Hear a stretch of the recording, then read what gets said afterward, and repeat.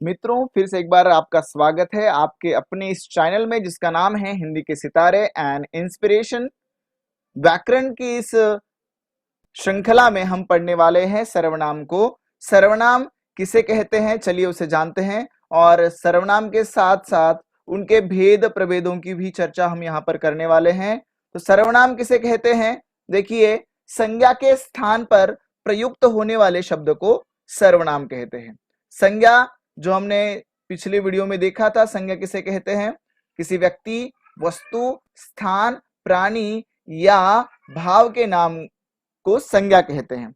ऐसे उन संज्ञाओं के स्थान पर प्रयुक्त होने वाले शब्द को सर्वनाम कहते हैं।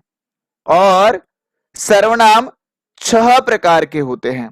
अब देखिए, जहां पर यदि संज्ञा का ही प्रयोग बार बार किया जाए तो वाक्य की जो रुचि है वो समाप्त हो जाती है। उस रुचि को बरकरार रखने के लिए सर्वनाम का प्रयोग अत्यंत आवश्यक है। अर्थात भाषा को सुंदरता प्रदान करने का काम यह सर्वनाम करता है। सर्वनाम के 6 भेद होते हैं: पुरुषवाचक सर्वनाम, निष्ठेवाचक सर्वनाम, अनिष्ठेवाचक सर्वनाम, प्रश्नवाचक सर्वनाम, संबंधवाचक सर्वनाम, निजवाचक सर्वनाम। अब इन भेदों को विस्तार से जानते हैं। सबसे पहला भेद है पुरुषवाचक सर्वनाम। पुरुषवाचक सर्वनाम किसे कहते हैं, जो सर्वनाम किसी पुरुष अर्थात व्यक्ति के स्थान पर प्रयुक्त होते हैं उसे पुरुषवाचक सर्वनाम कहते हैं। मतलब जो सर्वनाम किसी व्यक्ति के स्थान पर प्रयुक्त किया जाए ऐसे उन सर्वनामों को पुरुषवाचक सर्वनाम कहते हैं। जैसे अब देखिए, वह पुरुष एक तो कहने वाला हो सकता है, सुनने वाला हो सकता है और अन्य हो सकता है। इस आधार से इसके 3 भेद किए गए हैं। वे 3 भेद देखिए कौन कौन से हैं: उत्तम पुरुषवाचक सर्वनाम, मध्यम पुरुषवाचक सर्वनाम और अन्य पुरुषवाचक सर्वनाम। अब इनको भी हम सविस्तर जानते हैं। उत्तम पुरुषवाचक सर्वनाम किसे कहते हैं? उत्तम पुरुषवाचक सर्वनाम वक्ता या लेखक अपने नाम या नामों के स्थान पर जिन सर्वनामों का प्रयोग करता है उसे उत्तम पुरुषवाचक सर्वनाम कहते हैं। देखिए, वक्ता अर्थात कहने वाला, बोलने वाला, और लेखक अर्थात लिखने वाला। अपने नाम के स्थान पर अगर कोई बोलने वाला है, जैसे कि मैं अगर बोल रहा हूं, मेरा नाम पंकज है, तो पंकज बोल रहा है, उस पंकज संज्ञा के स्थान पर, बोलने वाले के नाम के स्थान पर, लिखने वाले के नाम के स्थान पर जिन सर्वनामों का प्रयोग होता है या कहो जिन शब्दों का प्रयोग होता है उसे हम उत्तम पुरुषवाचक सर्वनाम कहते हैं। जैसे कि मैं, हम, मेरा, हमारा, हमें, मुझे आदि। तो यह वक्ता या लेखक के बारे में जानकारी देते हैं, इसलिए इन सर्वनामों को उत्तम पुरुषवाचक सर्वनाम कहते हैं। मैं बाजार जा रहा हूं, यहां पर पंकज बाजार जा रहा है ऐसा तो हम नहीं कह सकते। तो इसलिए खुद के बारे में जब बताना हो तब जिन सर्वनामों का प्रयोग किया जाएगा उन सर्वनामों को उत्तम पुरुषवाचक सर्वनाम कहते हैं। हम सब मिलकर खेल रहे हैं। अब देखिए, बहुत सारे लोग हैं लेकिन उसमें बोलने वाला भी है, इसलिए बहुवचन में आएगा हम। मेरा गांव पास ही में है, मेरा गांव बोलने वाला बता रहा है अपने बारे में, इसलिए मेरा यह उत्तम पुरुषवाचक सर्वनाम। हमारा दोस्त बल्लेबाजी कर रहा है, हमारा दोस्त बहुत सारे लोगों का दोस्त, इसलिए हमारा। हमें पानी में तैरना पसंद है, हमें, मैं और साथ में अन्य लोग भी हैं, इसलिए मैं का बहुवचन हमें। मुझे सर्वनाम पाठ याद हो गया, मैंने इस पाठ को याद कर लिया। तो इस प्रकार ये सारे जो हैं उत्तम पुरुषवाचक सर्वनाम के उदाहरण हैं। अब आगे बढ़ते हैं।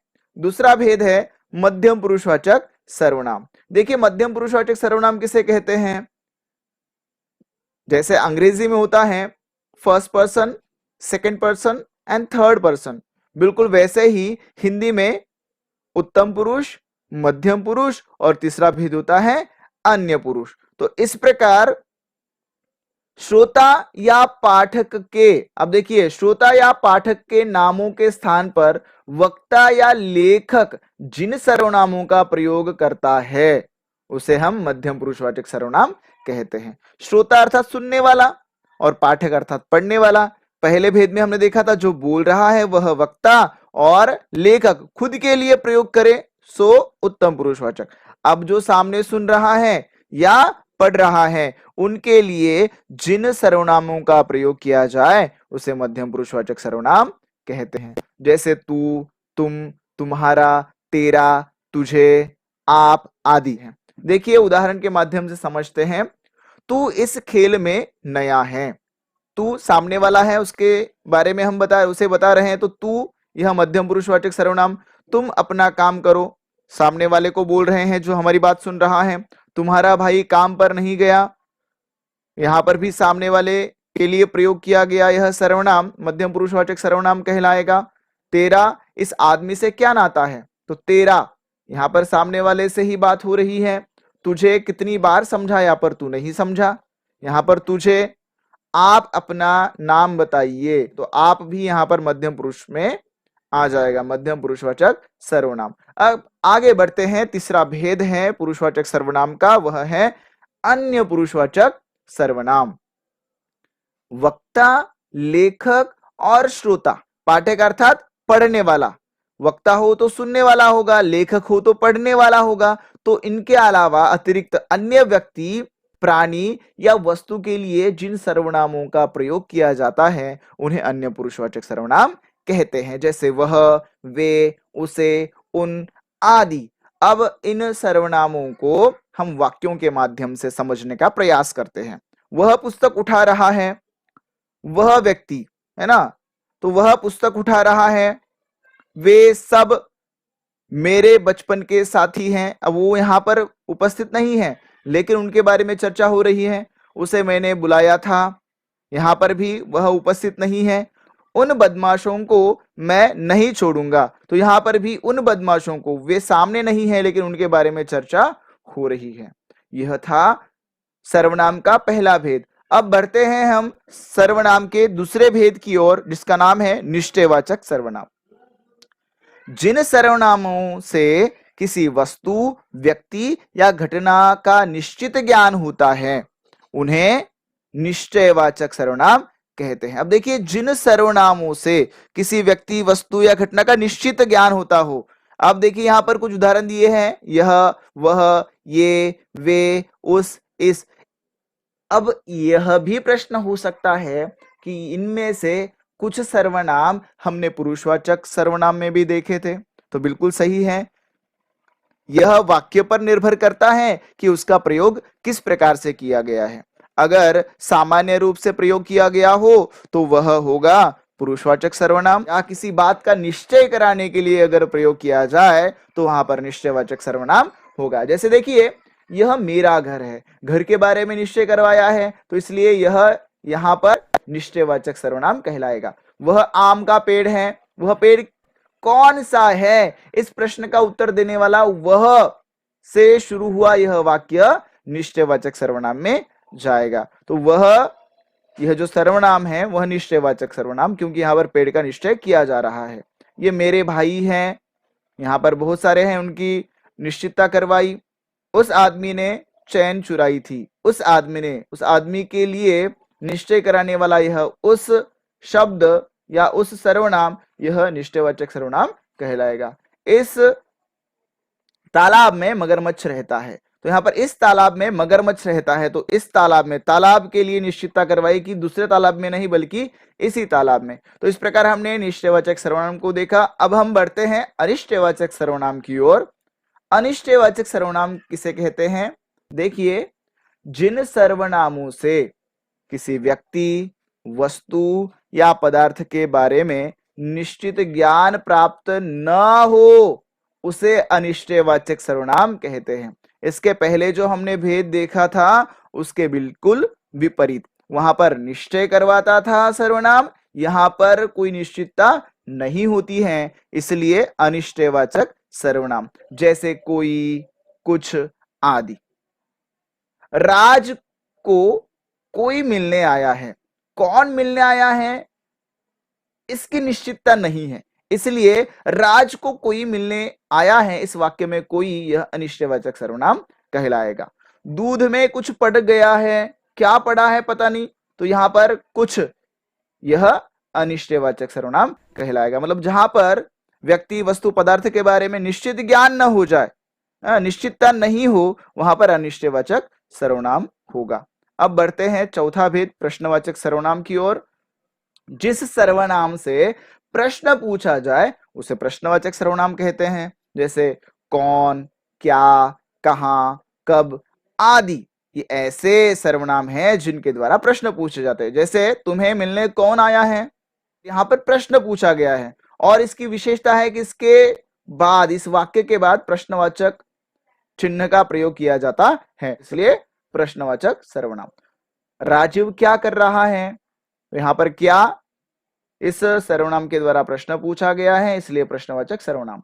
सरोजिनी कहां गई थी, कहां। तुम बाजार से कब लौटे, कब। तो इस प्रकार इन शब्दों को या इन सर्वनामों को प्रश्नवाचक सर्वनाम कहते हैं जिन सर्वनाम से प्रश्न पूछे जाए। अब आगे बढ़ते हैं। देखिए पांचवा भेद है संबंधवाचक सर्वनाम। संबंधवाचक सर्वनाम किसे कहते हैं, इसके नाम में ही इसका अर्थ छुपा हुआ है। जिन सर्वनामों से वाक्य में दो या भिन्न बातों का संबंध प्रकट हो उसे संबंधवाचक सर्वनाम कहते हैं। देखिए वाक्य में शब्द एक दूसरे के साथ संबंध जोड़ते ही रहते हैं, लेकिन यहां पर सर्वनाम की बात है। जो सर्वनाम आपस में तालमेल बिठाकर एक दूसरे का संबंध बताए। जैसे कि देखिए वह, जो, जिसकी, उसकी, जो, वह। अब इन सर्वनामों को हम वाक्यों के माध्यम से समझते हैं। वह पौधा बड़ा हुआ जो मैंने लगाया था। वह और जो, मतलब वह पौधा बड़ा हुआ, इसका संबंध किसके साथ है, जो मैंने लगाया था। तो जो और वह, ये दोनों सर्वनाम आपस में संबंध बिठा रहे हैं। जिसकी लाठी उसकी भैंस, तो जिसकी उसकी। जो पढ़ाई करेगा वह उत्तीर्ण होगा, तो यहां पर जो, वह। तो इस प्रकार दोनों सर्वनाम आपस में तालमेल बिठा रहे हैं, एक दूसरे के साथ संबंध दिखा रहे हैं, इसलिए संबंधवाचक सर्वनाम। आगे बढ़ते हैं। अगला भेद है अंतिम भेद निजवाचक सर्वनाम। जो सर्वनाम निज अर्थात स्वयं, अपने लिए प्रयुक्त होता है उसे निजवाचक सर्वनाम कहते हैं। जैसे अपना, खुद, स्वयं आदि। मैं अपना काम कर रहा था। अपना, यहां पर स्वयं के बारे में जानकारी दी है, इसलिए अपना निजवाचक सर्वनाम। मैं खुद वहां गया था, कोई और नहीं बल्कि मैं खुद गया था, मैं स्वयं गया था, तो इसलिए खुद यहां पर निजवाचक सर्वनाम। मैं स्वयं इसकी जांच करूंगा, मैं स्वयं, मैं खुद इसकी जांच करूंगा, तो इसलिए अपना, खुद, स्वयं, यह अपने बारे में जानकारी देने वाले हैं, इसलिए इन्हें निजवाचक सर्वनाम कहते हैं। तो मित्रों, इस प्रकार हमने इस सर्वनाम पाठ को पढ़ा। आशा करता हूं कि आपको यह पाठ समझ में आया होगा। आपको यह वीडियो कैसे लगी मुझे निश्चित रूप से आप कमेंट करके बताएंगे, यह मुझे विश्वास है। और इस चैनल को सब्सक्राइब करना ना भूलें। हम फिर मिलते हैं अगले पाठ के साथ अगले वीडियो में। तब तक के लिए धन्यवाद।